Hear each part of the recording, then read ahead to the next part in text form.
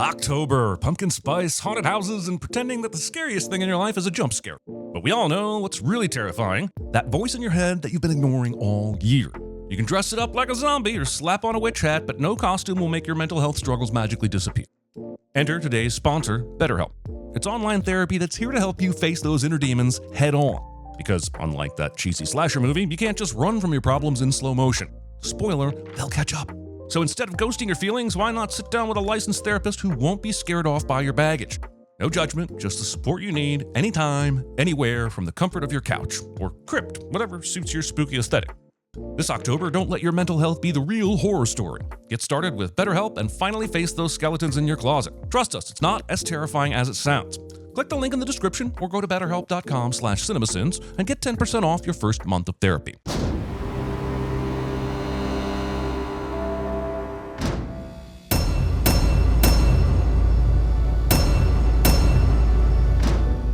"43 seconds of logos. Reading math. Also, sure, that's loud, but why does it matter? The aliens attack when they hear the slightest sound, so what does New York hitting 90 decibels have to do with anything? Unless they're saying the aliens were just passing by Earth and we're about to move on to the next planet, but then big, loud New York made them turn the ship around. I'm gonna share a poem I've been working on. It's called This Place is Roll poetics. This place is This place smells like Sam's poem rips off the lost lyrics to Limp Bizkit's Break Stuff. Okay, so let's show Sam bus ride from the hospice place all the way to the city. It'll be like a love letter to New York. Oh, cool. What will we see on this trip that will really make it special? Oh, you know, the usual: cemetery, Manhattan Bridge. It's a love letter so passionate that New York's going to get a restraining order against us. Kids. Balloon scares, 100% safer than Death Angel scares, but just as annoying and sinful.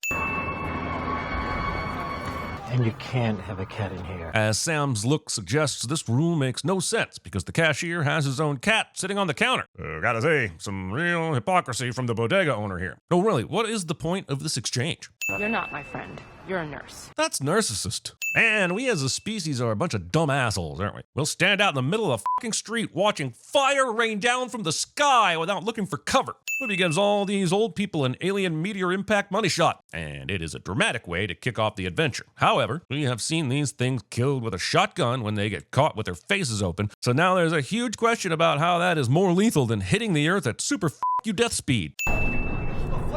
Sam quite amazingly doesn't scream during any of this walk through the smoke and dust as people get killed right in front of her. The fact that these tanks explode after this ambulance is simply pushed into them tells me that those tanks were never suitable for transport. Foreshadowing the unintended consequences of Henri always being the only person around to cover people's mouths with his hand. Also, the previous movies led me to believe that no one should have survived that cough. While everyone waits for instructions, it looks like the more artistic survivors decided to stage a totally silent version of The Hobbit. Happy she got her cat back, of course, but how did the cat know to stay silent this whole time? Oh, you might say, well, cats just know. Well, let me tell you something. They don't know shit. This cat would be in serious distress after what just happened. You wouldn't get it to stop making a variety of distressed cat noises. I'm not happy where this sin is leading, so let's ding it move on. Frodo the cat will spend the entire movie almost getting people killed while the true hero is actually Sam. And I'd like to think that at least part of that scathing critique, Frodo's a dick to friends, can be attributed to CinemaSins.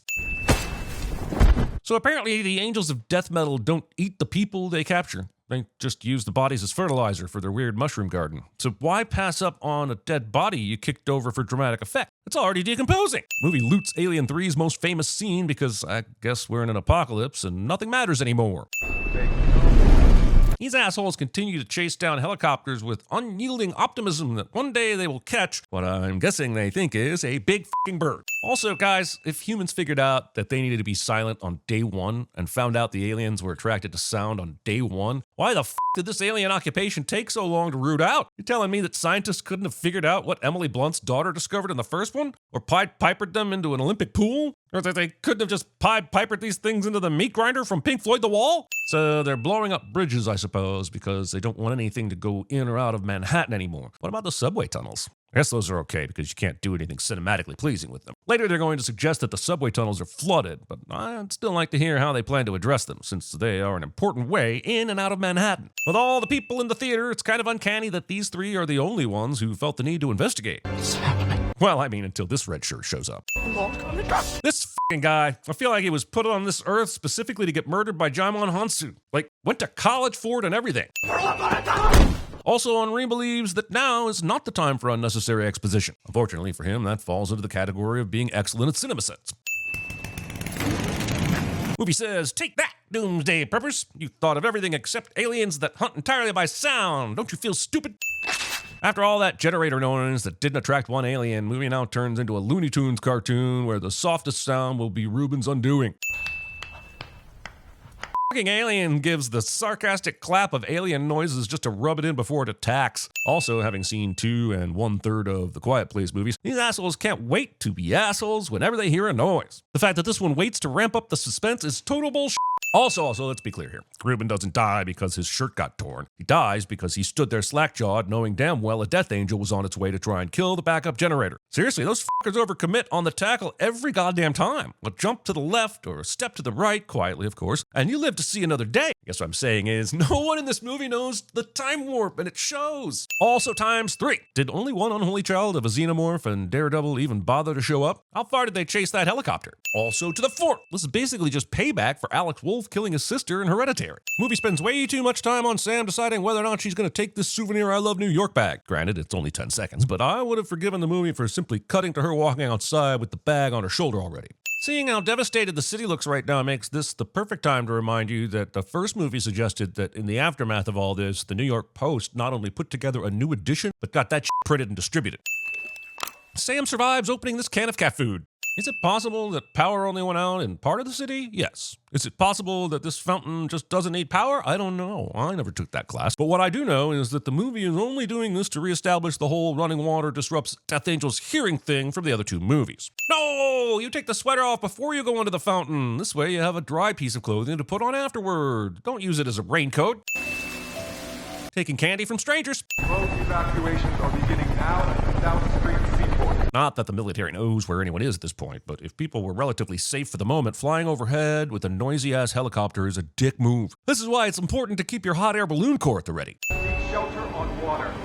The attackers cannot swim. They're all like the aliens in science, only possibly not as dumb. We're not sure yet. We can debate that later when society rebuilds itself. No, clearly the aliens in science are the dumbest aliens we've ever seen, but we don't have enough information to grade these aliens. Anyway, seek water. Also, seek shelter on water? Like, on it? How the f*** do people seek shelter on or even in water? And I would love to see how the military somehow gets thousands of people to remain silent while boarding boats that, if you didn't realize, need to be boarded from land first. We need to talk about Kevin. Is he just an idiot? Got his ass handed to him by a fire escape and then tried to play it off by sniffing around like he did that shit on purpose? Or is he the contrarian alien who plays by his own rules and does not follow the helicopter noises? This is what makes Kevin tick. This many people walking in one place is kind of loud, huh? Also, all these people have survived much longer while wearing shoes than I was led to believe was possible by the first 2 movies. Sam is heading north, unlike everyone else. But surely she can find a better path or wait until the crowd is gone to make her journey, right? This method increases the chances of running into someone and causing noise and mass death. Why does not one person take her aside and whisper, you know, the rescue is to the south, right?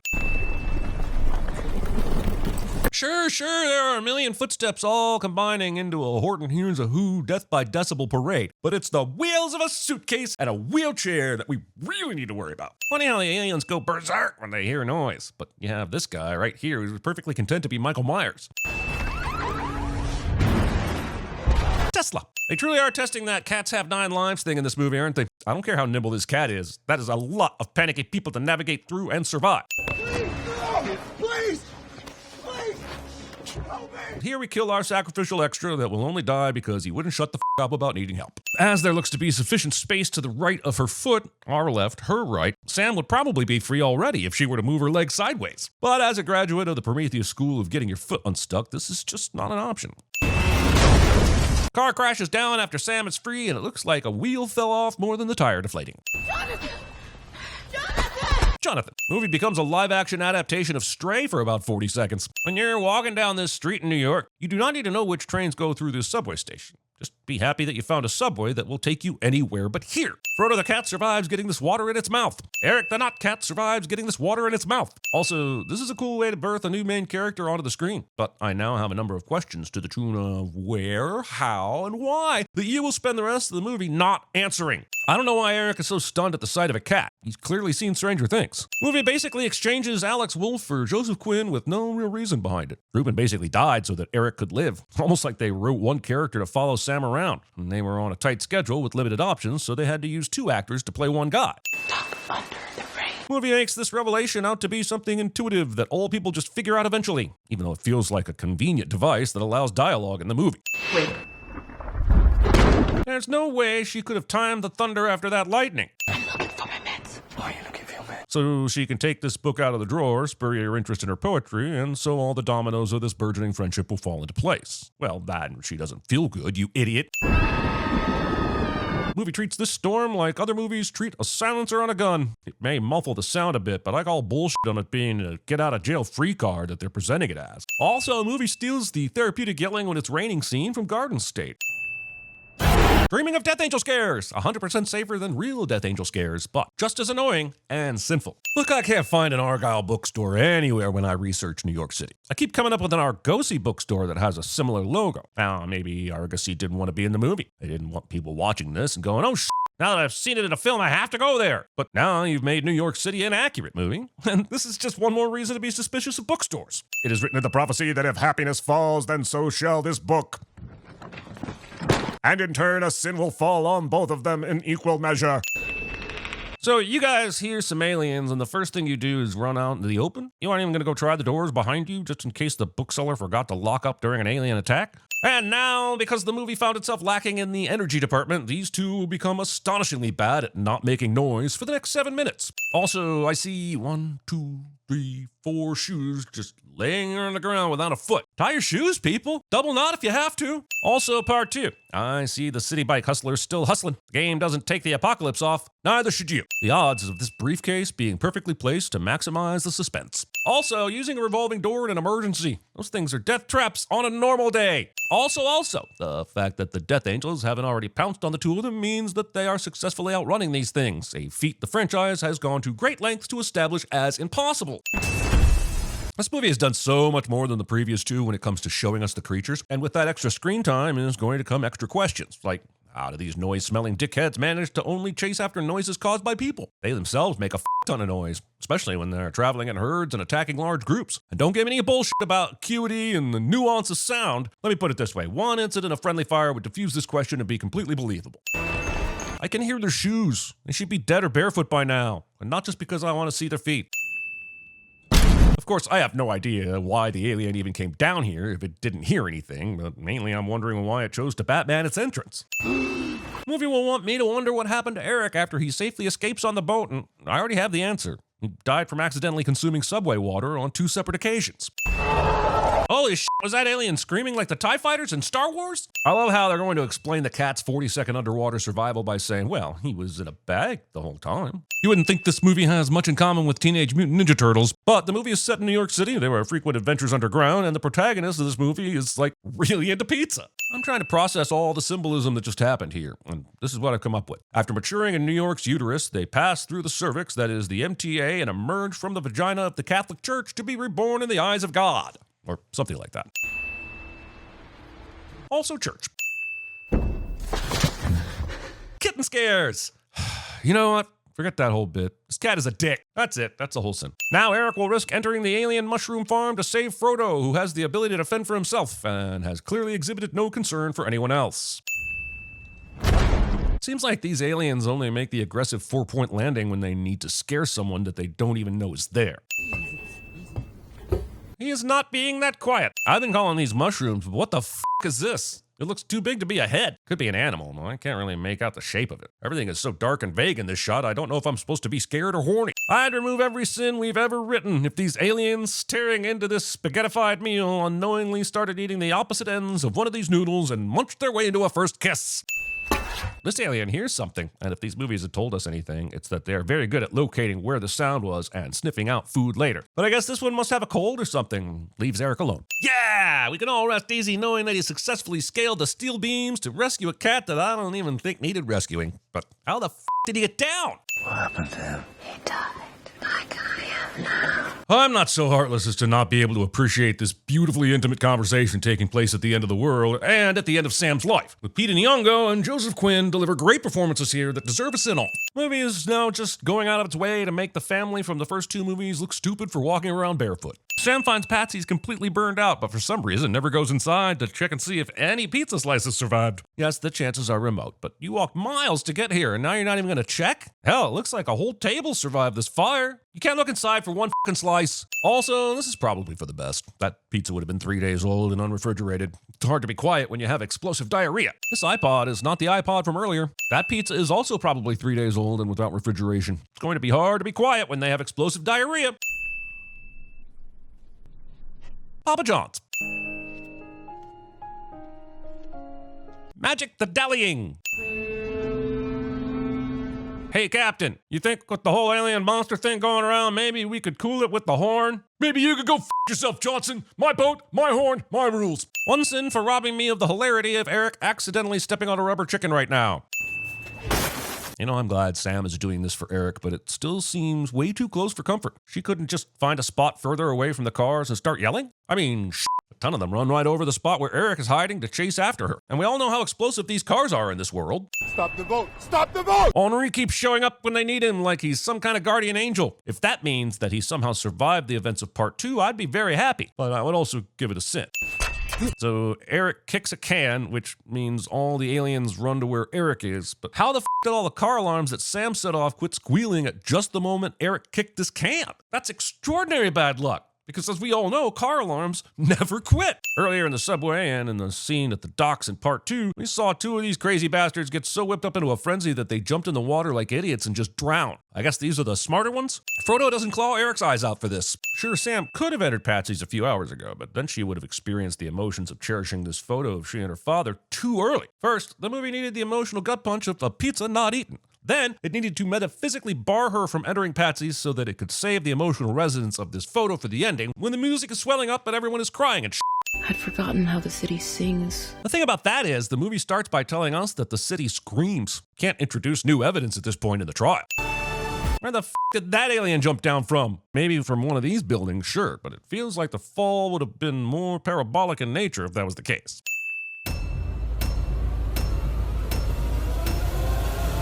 Want to hear the most annoying sound in the world? This is Frodo. No. What are you doing? What are you doing? I'm making him weep, John. You're making him weep, but you yourself are not weeping.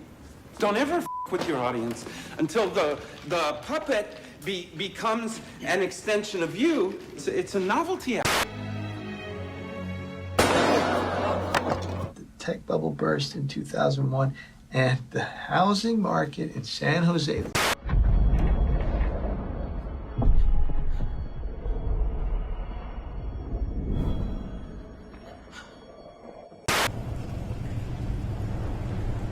That's a big hole. Well, no point in arguing anymore. Unless you can fix that. Hiya, Georgie. What a nice boat. Do you want it back? Books! Books! All the books I'll need. Shelley, Shakespeare, Shaw.